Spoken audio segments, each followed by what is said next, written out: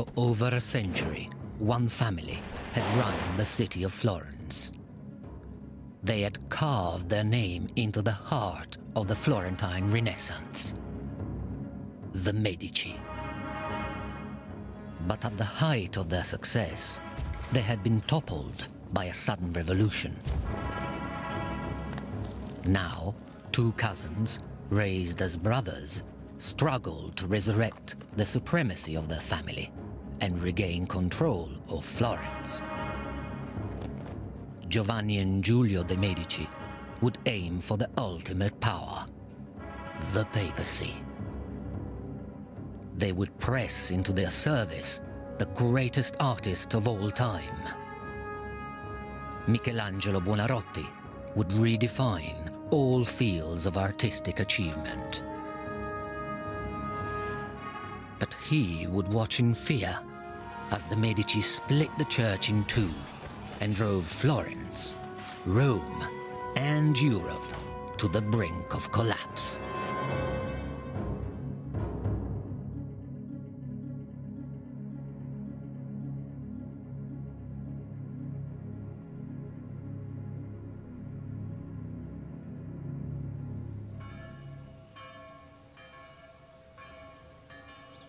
Florence, 1501. Home of the Italian Renaissance for nearly 200 years, it is a city at the heart of an artistic revolution.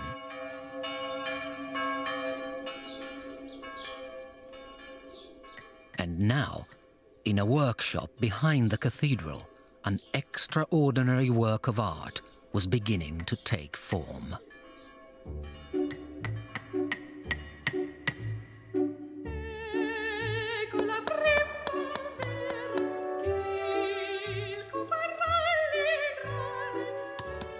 A single 13-foot block of marble had stood for 35 years waiting for a sculptor brave enough to take on the challenge.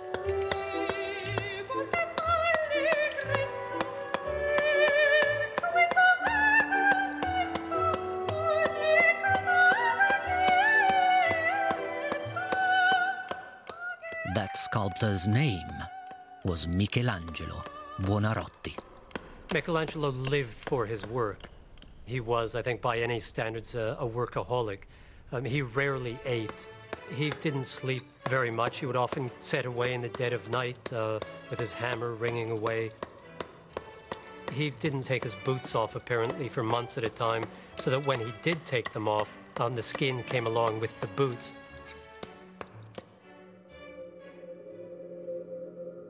The colossal project would take nearly 3 years to complete. To guide his progress, Michelangelo submerged a small wax model in water. Day by day, he let the level drop.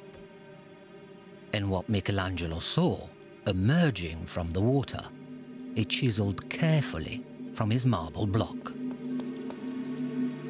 He also devised a constant shower of water to keep the dust down and his body cool. The giant Michelangelo was creating would come to symbolize his struggles against the family he had once adored.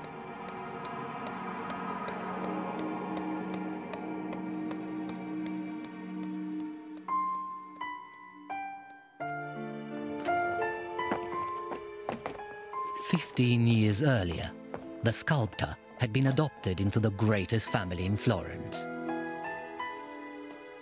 Michelangelo had moved in with the Medici.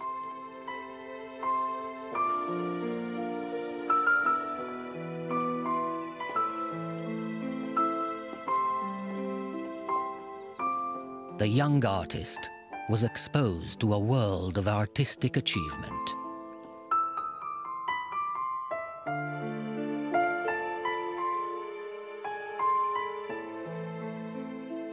This single dynasty had nurtured the greatest artists of the Florentine Renaissance.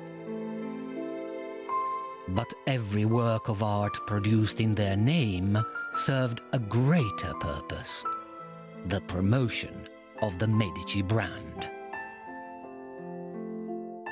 Their patronage declared the power of a family that controlled all of Florence.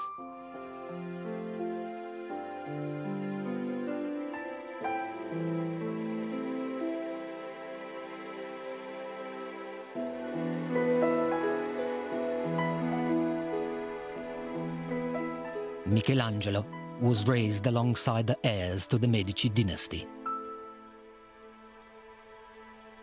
And he watched as Giovanni de' Medici was prepared for life in the church. Giovanni, Lorenzo's son, was marked out for the church from the age of 7. And his cousin, Giulio, is also marked out for the church. The boy is by Lorenzo. And the two are, as it were, brought up together. But peace in the Medici home would be short-lived.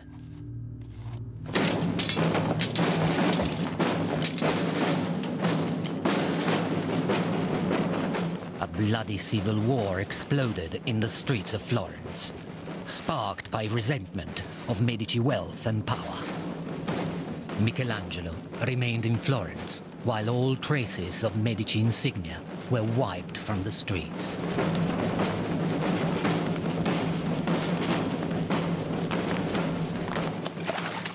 And the heirs to this once great dynasty were cast into exile.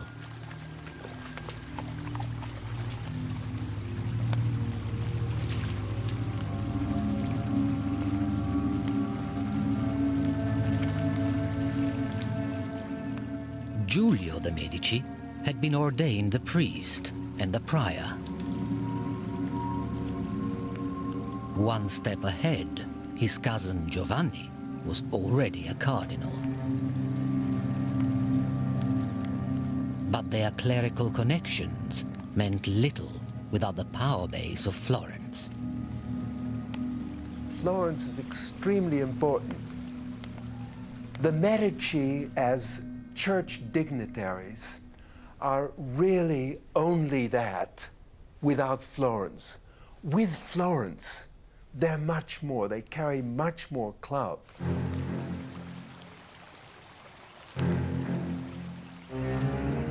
But the city of Florence had placed a price on both their heads.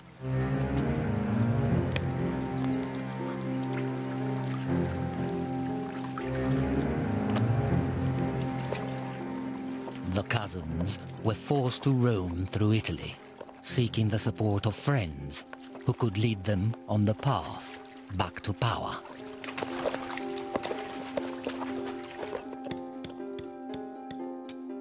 In Florence, Michelangelo had shrugged off his association with the exiled Medici, and now his masterpiece was nearing completion. The city would soon have a formidable symbol of independence.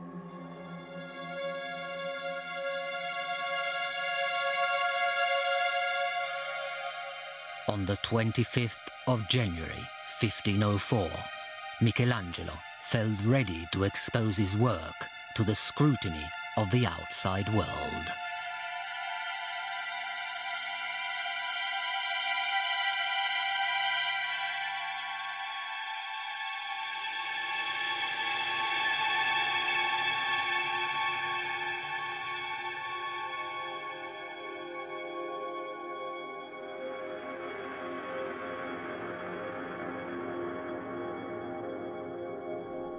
The David started out as a commission for the cathedral in Florence to be put far up on the top of the building. That's why it's so big, because it had to be visible from the ground. Well, when he finished it, the authorities came to look at it, and everyone agreed that this was such a monumental step forward that it would be a shame to put it up there on top of the cathedral because nobody would ever see it. And what they decided was that it ought to be put outside the town hall. But context determines meaning. On a religious building, it would have been primarily understood as David the prophet, the God-given hero. In front of a public governmental building, it became, almost automatically, a symbol of the city itself. What Michelangelo had created became the ultimate symbol of resistance to the overbearing Medici. The Republic wants that image. It wants Florence to be David, but it wants the Medici to be seen as Goliath. So what Michelangelo creates is this amazing piece of Republican art. It's to show Florence after the Medici, slaying the Medici. That's what David's all about.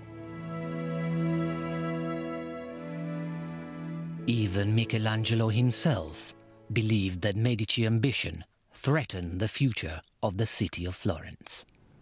It was a source of great sadness to him that the people he had known as a young man, the family around Lorenzo who had been so good to him and who he really knew very intimately from living in their household, later turned out to be contrary to the best interests of Florence as he saw it and as a great many other people saw it. After 9 years in exile, Giovanni and Giulio de' Medici arrived in Rome.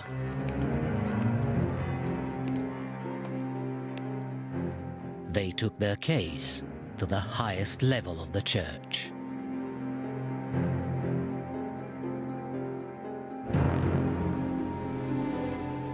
Pope Julius II was also from a powerful family. Fortunately, he was sympathetic to the plight of the Medici. Now, he helped them assemble an army of their own, which headed back for Florence.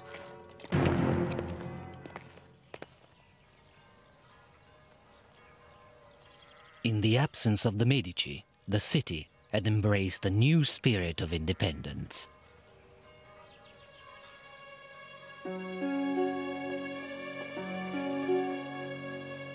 Against the wishes of the church, the artists of Florence were venturing into dangerous new ground.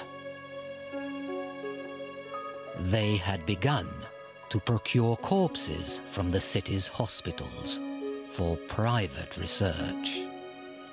A pioneer of this controversial method was the city's most talked about personality, Leonardo da Vinci. The great master carefully studied the complexity of the human body. No detail was overlooked.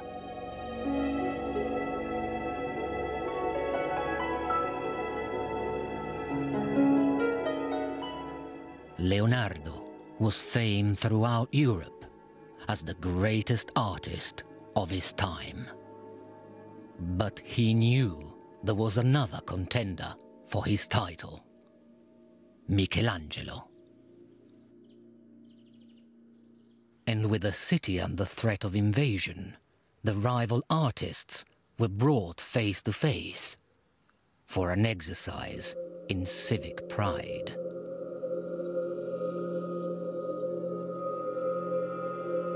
Leonardo and Michelangelo were each given a wall of the Great Council chamber to decorate with frescoes of famous Florentine battles.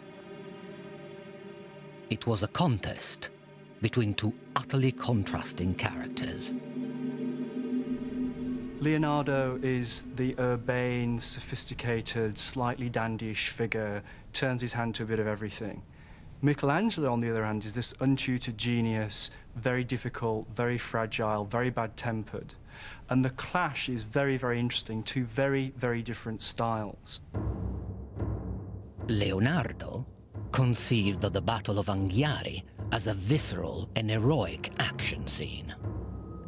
No one had attempted such frenzied violence before.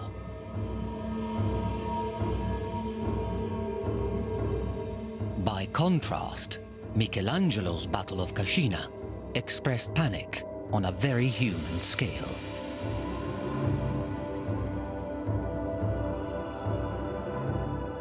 The artist had caught the mood of an apprehensive city.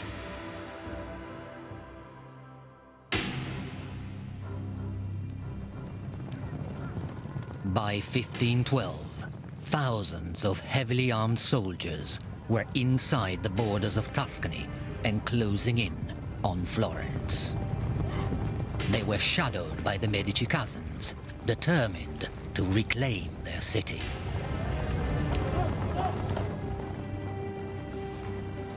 The people of Florence prepared for the onslaught to come.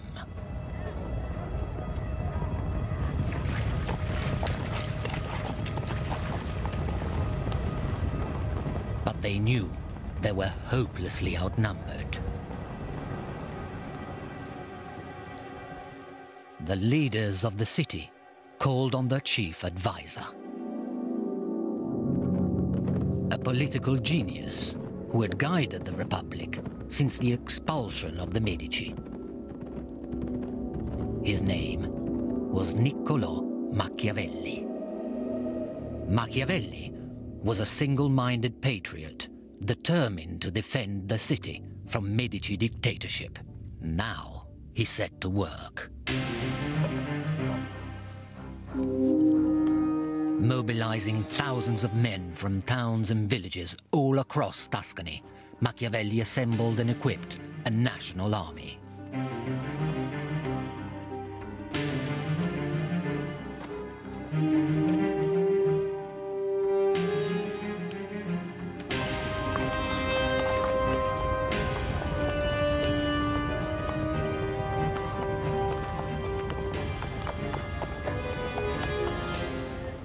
The papal soldiers were carving a bloody path through Italy.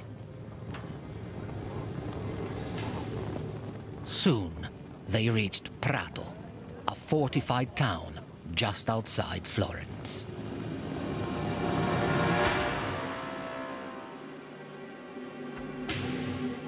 Witnesses recorded the devastation perpetrated in the name of the Medici. They broke through the wall and began to race through the town, where there was no longer any resistance, but only cries, violence, blood, and killing. Machiavelli's soldiers stood no chance. The sack of Prato was a bloodbath.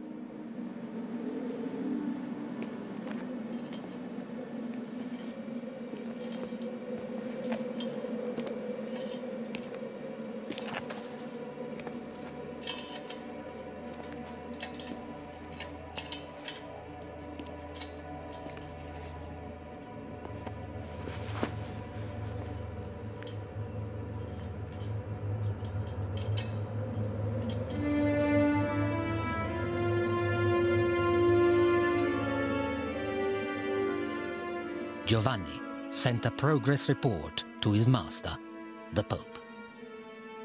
The capture of Prato, so speedily and cruelly achieved, although it has given me pain, will at least serve as an example and a deterrent to the others. The massacre of Prato had the intended effect.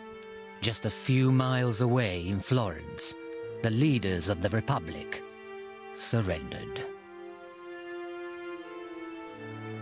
Through violence and terror, the Medici had won control of their city, but not the loyalty of the people of Florence.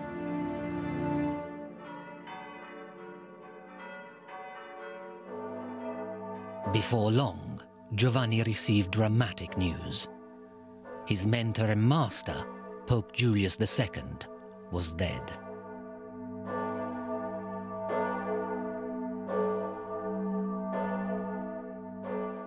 In time-honored tradition, the cardinals were all called to Rome.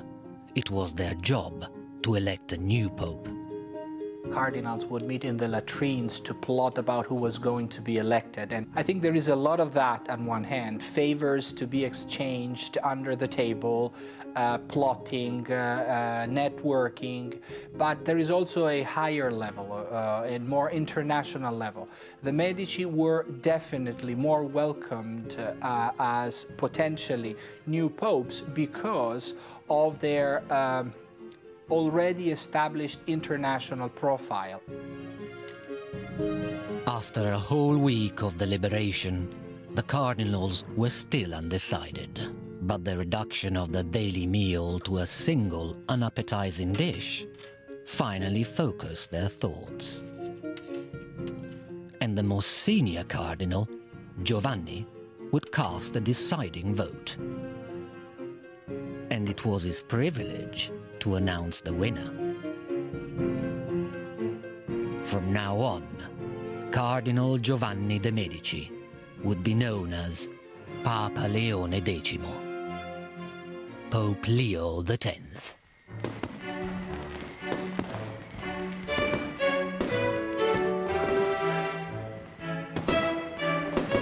Giovanni's accession to the papacy changed everything.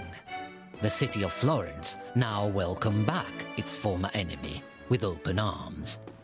We should not forget that this is a deeply Christian culture, and any city would have easily forgotten any guilt of any type and forgiven the person if this person would have occupied the position of the papacy. It's a kind of prestige and an honor for the city.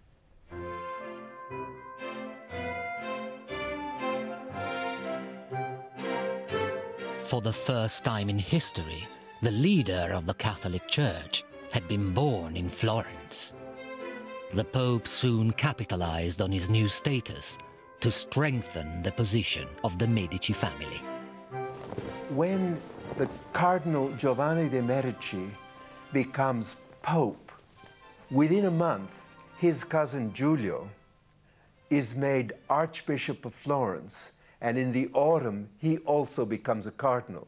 So now you've got a Medici Pope and you've got a Medici Cardinal. This is one of your examples of nepotism, which all the Renaissance popes practiced. As part of the celebrations, Leo had a young boy painted gold from head to toe. It was pure propaganda, implying the return of a golden age under the Medici. The boy died shortly afterwards, poisoned by the gold paint on his skin. His death went unnoticed, and the papal celebration went on for days. The Pope occupies God's position on earth. This is why popes are infallible. This is why popes are above any earthly ruler. This is why popes are supposed to approve and therefore legitimize any political authority. It's a very, very important spiritual position which is above any earthly power.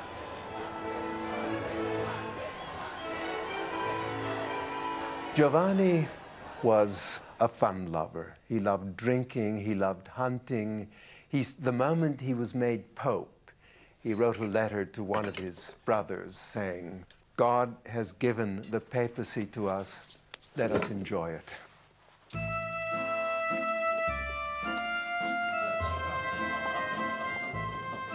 Pope Leo X hosted elaborate dinners night after night.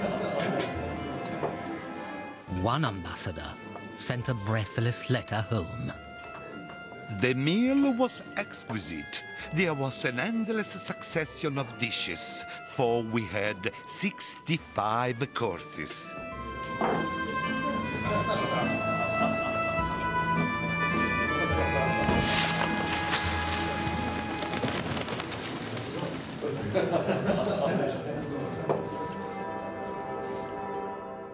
Giovanni de' Medici had risen higher than any of his ancestors. And now the new Pope inherited a fresh artistic legacy inside the Vatican itself.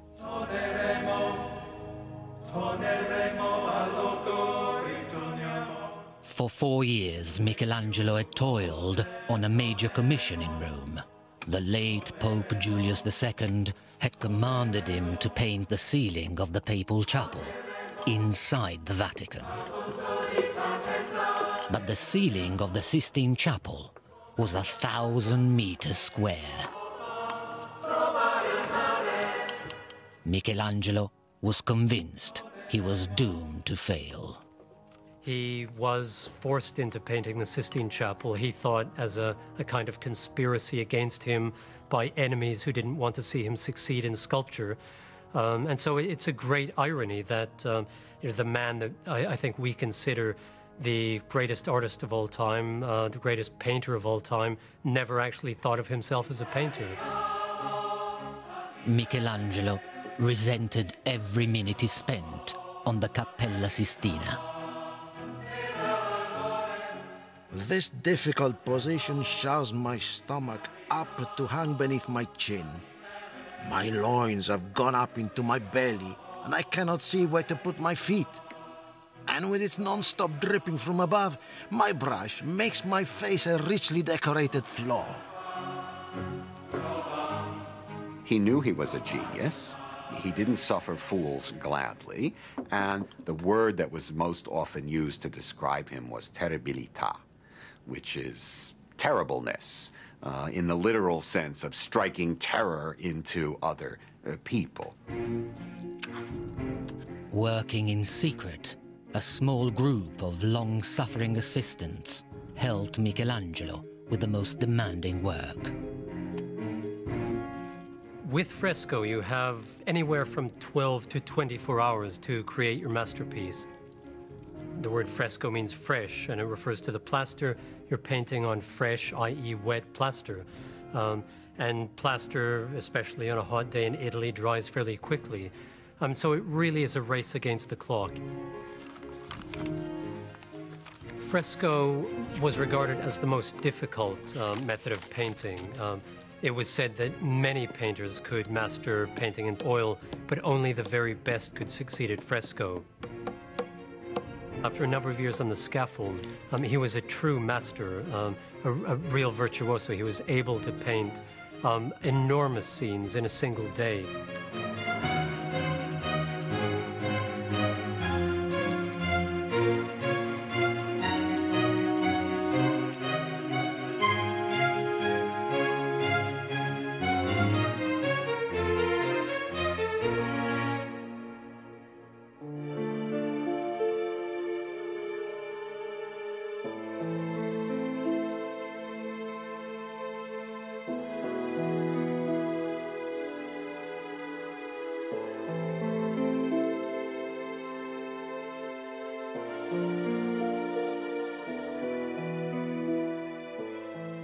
Michelangelo covered the ceiling with around 300 figures and stories from the Bible, among them the flood, the origin of the stars, and the creation of Adam.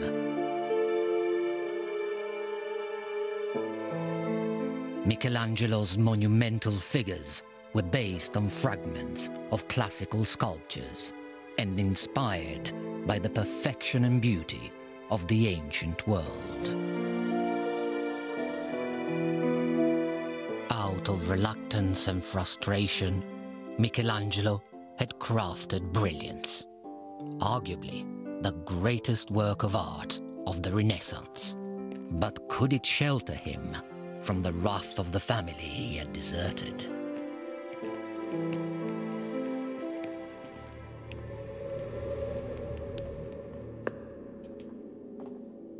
Michelangelo was always very fearful for his political life. He would take to his heels at the faintest whiff of gunpowder. He was fearful of reprisals against him because he, of course, had found himself in with the regime that replaced the Medicis.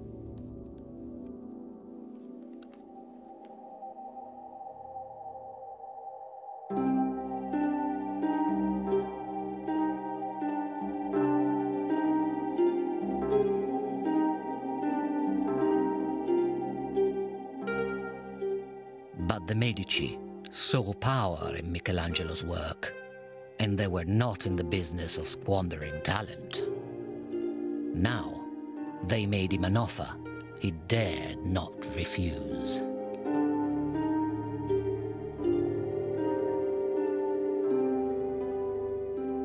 They ordered Michelangelo to build glorious tombs for their dead fathers, Lorenzo the Magnificent and Giuliano de' Medici.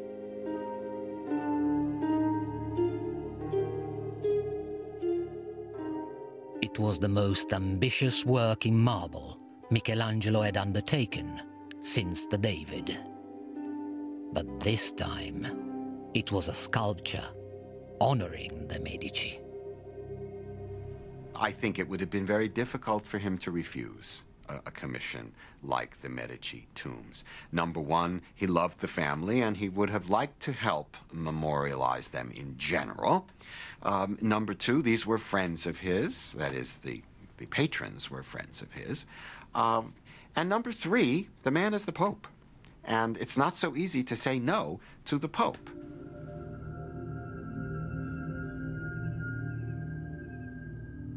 The authority of Pope Leo X was stamped across Florence.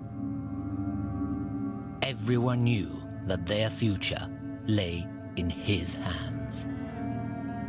Even Machiavelli, who had once defended Florence against the Medici, now lobbied hard for a job inside Leo's regime.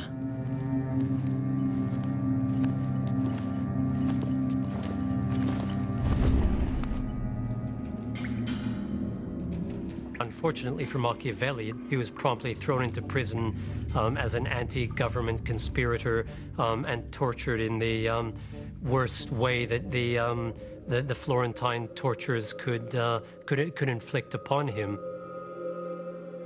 Machiavelli was exiled from the city in disgrace. Trapped in his country villa, he pondered on the life he had lost. Caught in this sway among the lice, I wipe the mold from my brain and release my feeling of being ill-treated by fate. With time on his hands, Machiavelli began writing a handbook for aspiring dictators. Since love and fear can hardly exist together, if we must choose between them, it is far safer to be feared than loved. Machiavelli called his book The Prince. In it, he described a world in which politics was devoid of morality. Machiavelli's political theory is the first time a thinker separates ethics from politics. And this is something that had never happened before. According to Machiavelli, the prince should be a cynical ruler acting in terms of reason of state. He's the first one to acknowledge the non-ideal nature of politics, which was exactly the case in his own time. Il Principe was inspired by and dedicated to the Medici. But Machiavelli's plan backfired. The Medici refused to employ him. Instead, Machiavelli's name became a byword for ruthless and cynical politics. And nowhere was the struggle for power more cutthroat than inside the Vatican. In 1516, a group of cardinals conspired to commit the ultimate crime: the assassination of the Pope.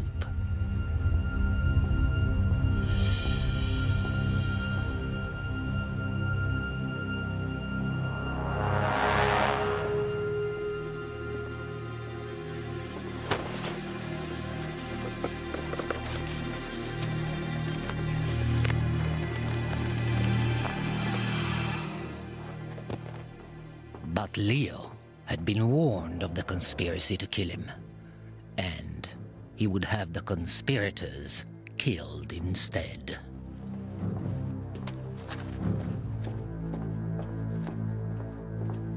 Now, the Medici cousins took steps to secure the loyalty of those around them. It's putting people in positions of power and authority who are related to the family, so brothers as well as cousins, sons, through marriage. It's a complete infiltration. It's a classic mafia move. It's to take over every single sphere from top to bottom of how the papacy was run. Now, the Medici are good at this. They have a track record of doing it, and this is precisely what they do with the papacy. Leo created hundreds of new jobs in the Vatican and sold them to those he could trust. And he needed the money. Because within just 1 year of his extravagant lifestyle, he had emptied the papal coffers. Soon, Leo X owed money to every bank in Rome. Behind the scenes, Giulio was pawning the papal jewels. So Leo turned to the source of income only available to the Pope himself, the sale of forgiveness. He started selling what are called papal indulgences. These are basically pieces of paper which give you remission from sins. So if you've been naughty in some respect, the Pope would sell you an indulgence which would remit your sins, it would cleanse your sins. Leo wasn't the first Pope to sell indulgences, but he sold them on an unparalleled scale. And his tariff was affordable to even the poorest man.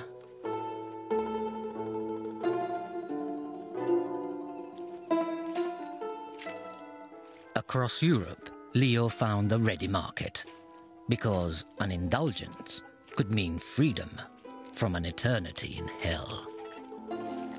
The church created the figure of the itinerant preacher of indulgences, which would stop in the main piazzas of cities and towns and preach for a specific indulgency. And if people would buy an indulgency, they were released a receipt. The sale of salvation was a gold mine for the Pope.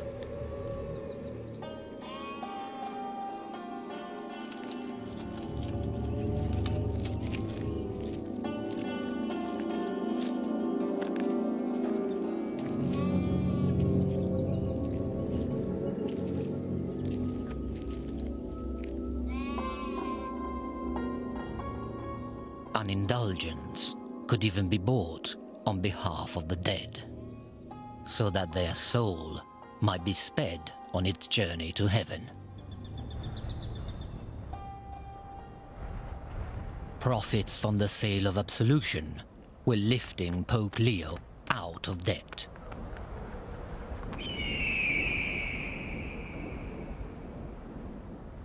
But for one man, a German monk named Martin Luther, they were a step too far. Luther was absolutely horrified by what the church was doing, and for him it symbolized everything that was corrupt and decadent about the Catholic Church. In 1517, Martin Luther published an incendiary manifesto for change. Exploiting the latest technology, it was printed, reprinted, circulated, and translated. No idea had ever traveled so far and so fast. Luther's 95 Theses was an indictment on the sale of salvation and a direct attack on the Pope. The Pope is richer than Croesus. He would do better to sell St. Peter's and give the money to the poor. When money clinks in the money chest, it can only increase greed and avarice. Those who believe they can be certain of salvation because they have bought indulgences will be eternally damned.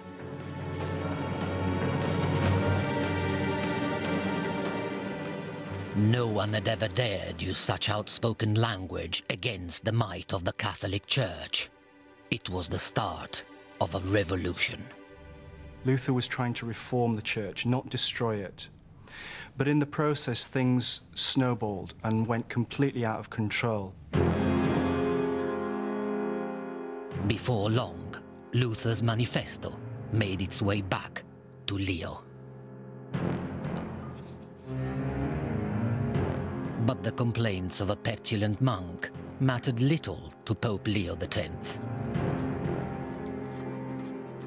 If you were to be Roman Pope, umbilicus mundi, the navel of the world, the most powerful earthly organization with money flowing through your treasury like water through fountains, an Augustinian monk in Wittenberg is nothing. And after all, Germany was the land of the barbarians, I barbari, the land of the Gothic style, as opposed to the Renaissance. So why caring about those primitives? Leo drew up a standard document designed to silence heretics.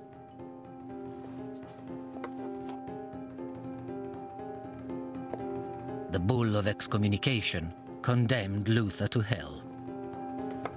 The Pope is able to decide for the redemption of every human being.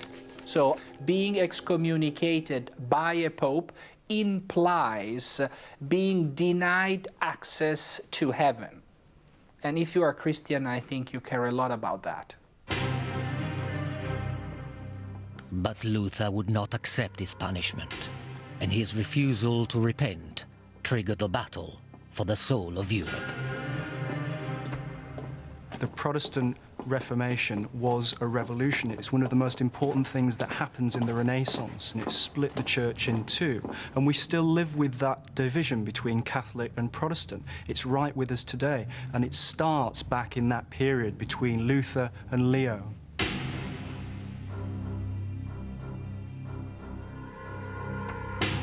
But the Pope would not live to fight his battle with Luther.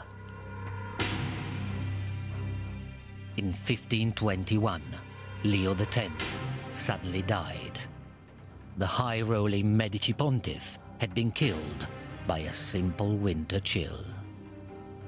His cousin Giulio was left to deal with the mounting problem. And within 2 years, Giulio de' Medici was crowned Pope Clement VII. The new Pope inherited a continent in crisis.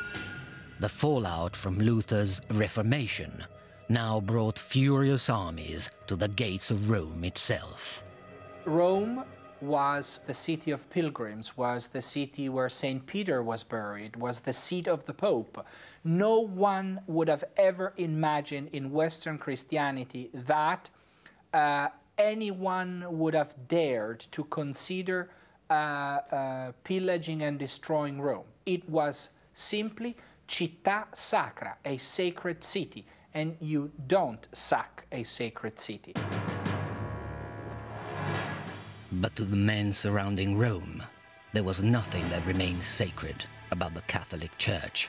Many were followers of Luther, now fueled by deep religious hatred. Most of the soldiers were of German origin and nationality, therefore Lutherans. So they considered Rome as the new Babylon, the new city of sin, which is the seat of the Antichrist.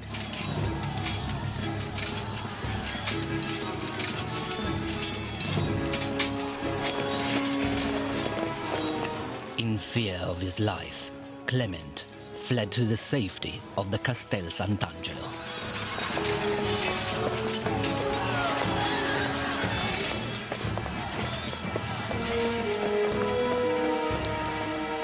And his fears were justified.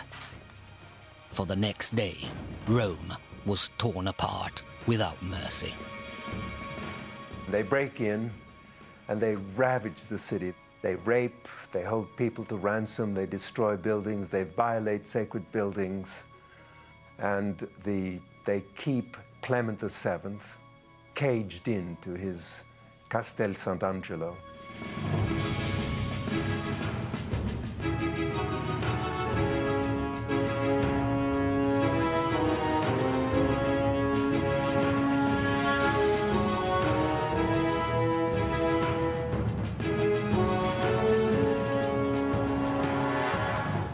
about 8,000 people died on the first day.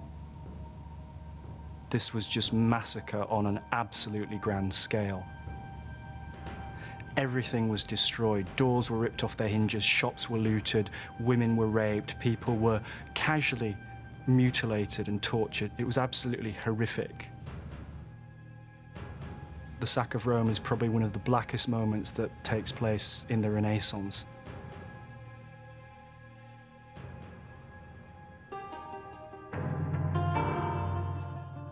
After 7 months on the siege, Clement perfected his plan for escape. Changing his robes for rags, he had the papal jewels removed from their settings, and all the gold melted down.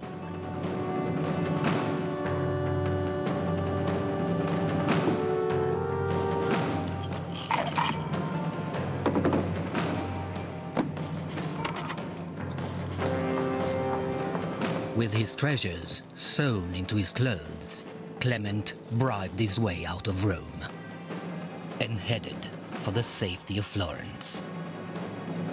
But news traveled faster than the Pope. Inspired by reports from Rome, enemies of the Medici in Florence were already running riot. They attack what symbolizes that regime. And they attack the buildings, which are the embodiments of that authority. So for the Medici supporters in Florence, that week was a week of total blind fury. The rioters struck without discrimination.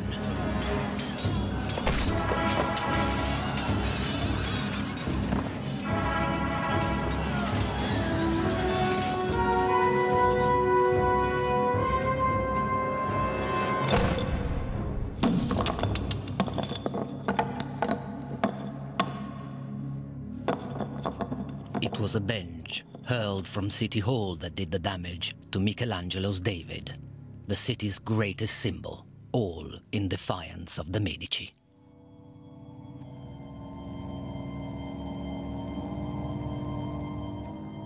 In the wake of the chaos, Pope Clement VII stood poised to attack Florence.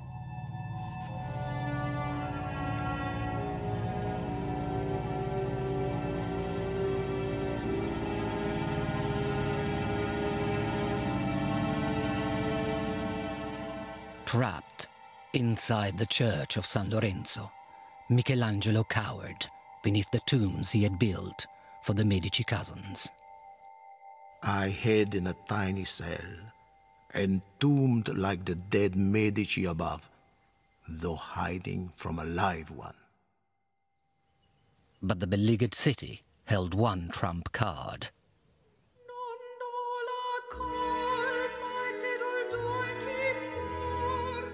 Captive inside Florence was the last legitimate heir to the Medici line.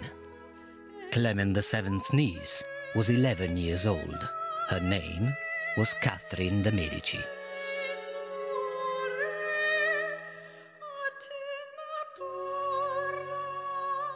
Clement famously called her "my pearl beyond price," but he knew precisely what she was worth to the Medici family. Unfortunately for him, so did the people of Florence. They threatened to throw Catherine into a soldier's brothel unless Clement agreed to a truce.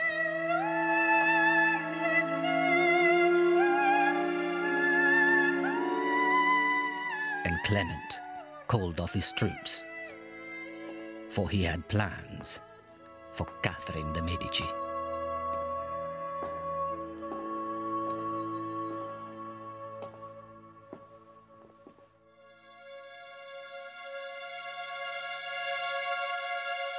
Clement soon capitalized on Catherine's survival. Within a few years, he married her off to the son of the French king. She was only 14. The unrest which her uncles had unleashed now traveled with her. Under the reign of Queen Catherine de' Medici, religious hate would soon infect France as well.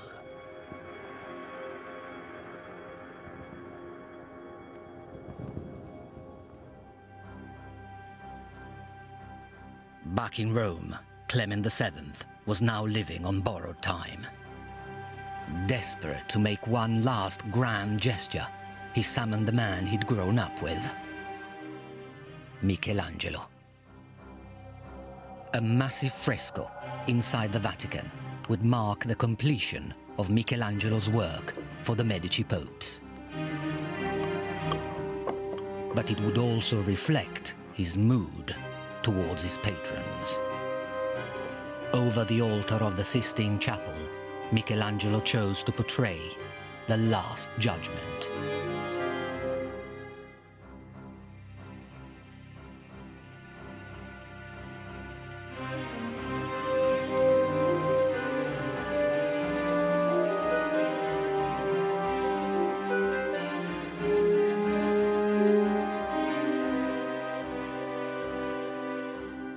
The magnificent fresco was a product of the agonies of its time.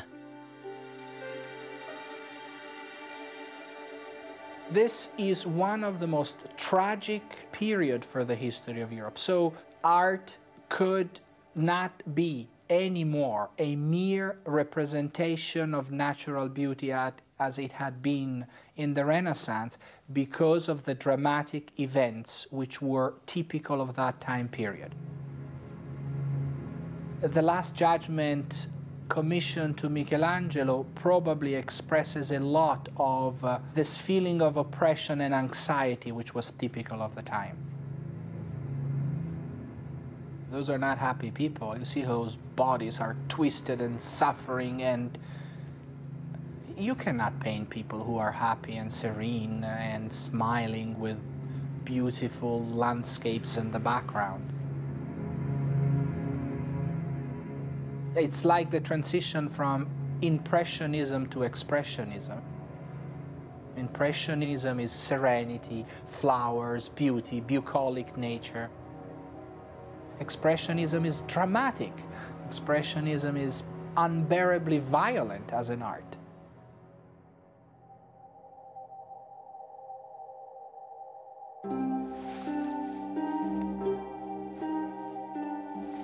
But Clement VII would not live to see the great work finished.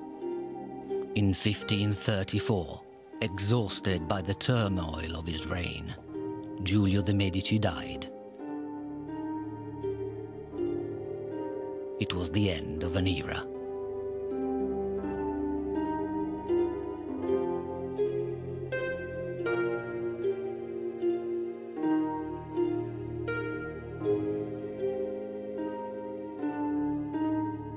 The corrupt, disastrous reign of the Medici Popes was over.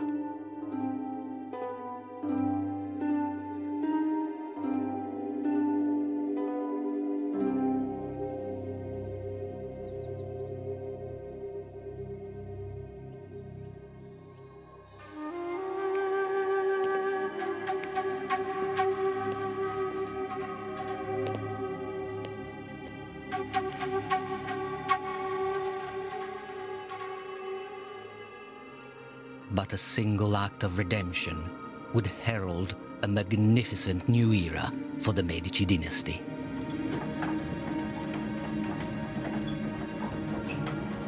Future generations would take the Renaissance beyond the realm of art and sculpture and change man's understanding of the universe forever.